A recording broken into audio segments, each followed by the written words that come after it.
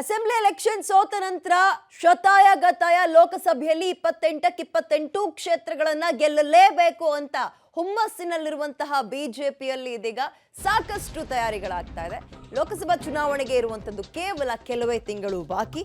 ರಾಜ್ಯಕ್ಕೆ ಈಗಾಗಲೇ ಬಿಜೆಪಿಯ ಚಾಣಕ್ಯ, ಚುನಾವಣಾ ಚಾಣಕ್ಯ, ಎಲೆಕ್ಷನ್ ಮಾಸ್ಟರ್ ಅಂತಲೇ ಕರೆಸಿಕೊಳ್ಳೋ ಅಮಿತ್ ಶಾ ಅವರ ಎಂಟ್ರಿ ಕೂಡ ಆಗಿದೆ. ಅದು ಕೂಡ ಸಿಎಂ ಸಿದ್ದರಾಮಯ್ಯ ತವರು ಜಿಲ್ಲೆಯಿಂದಲೇ ರಣವೀಳ್ಯವನ್ನ ಕೊಟ್ಟಂತೆ ಕಾಣಿಸ್ತಾ ಇದೆ.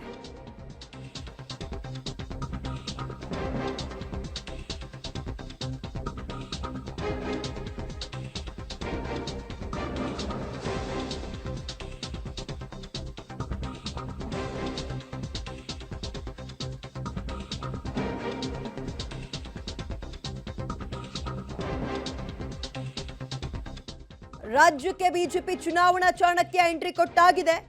ಬಿಜೆಪಿಗೆ ಒಂದು ರೀತಿ ಬೂಸ್ಟ್ ಸಿಕ್ಕಂತಾಗಿದೆ ರಾಜ್ಯ ಬಿಜೆಪಿಗೆ. ಅದು ಕೂಡ ಸಿಎಂ ಸಿದ್ದರಾಮಯ್ಯ ತವರು ಜಿಲ್ಲೆಯಿಂದಲೇ ರಣತಂತ್ರವನ್ನ ಶುರು ಮಾಡ್ದಂಗೆ ಕಾಣಿಸ್ತಾ ಇದೆ. ಕಾರ್ಯಕ್ರಮ ಒಂದು ನೆಪ ಇದ್ದಂಗೆ, ಅಂದ್ರೆ ಕಾರ್ಯಕ್ರಮ ಇತ್ತು, ಬರೀ ಕಾರ್ಯಕ್ರಮಕ್ಕೋಸ್ಕರ ಬಂದ್ರ ಇಲ್ಲ, ಚುನಾವಣೆ ಬೇರೆ ಹತ್ರ ಬಂದಿರೋದ್ರಿಂದ ಕೆಲವೊಂದು ತಯಾರಿಗಳಾಗಲೇಬೇಕು, ಮೀಟಿಂಗ್ಗಳಾಗಲೇಬೇಕು, ಪಿಚ್ ಟೆಸ್ಟ್ ಆಗಬೇಕು, ಯಾವ್ಯಾವ ಕ್ಷೇತ್ರಗಳು ಹೇಗಿದೆ ಅಂತ. ಈ ಹಿನ್ನೆಲೆಯಲ್ಲಿ ಹಳೆ ಮೈಸೂರು ಭಾಗದಲ್ಲಿ ಪಿಚ್ ಸ್ಟಡಿಯನ್ನ ಅಮಿತ್ ಶಾ ಅವರು ಮಾಡ್ತಾರೆ ಅಂತ ಇವತ್ತೊಂದು ಮೀಟಿಂಗ್ ಕೂಡ ಇದೆ.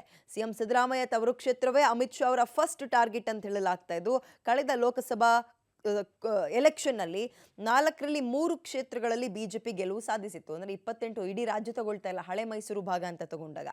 ಈಗ ವಿಧಾನಸಭಾ ಚುನಾವಣೆಯಲ್ಲಿ ಬಿಜೆಪಿಗೆ ದೊಡ್ಡ ಮಟ್ಟದ ನಷ್ಟ ಆಗಿತ್ತು. ಹಾಗಾಗಿ ಆ ಚುನಾವಣೆಯಲ್ಲಿನ ಸೋಲಿನ ಬಳಿಕ ಲೋಕಸಭಾ ಚುನಾವಣೆಯಲ್ಲಿ ಹೆಚ್ಚು ಸ್ಥಾನ ಅನ್ನೋದಕ್ಕಿಂತ 28ಕ್ಕೆ 28 ಗೆಲ್ಲಬೇಕು ಅಂತ ಒಂದು ರೀತಿ ರಣತಂತ್ರವನ್ನ ರೂಪಿಸ್ತಾ ಇದೆ.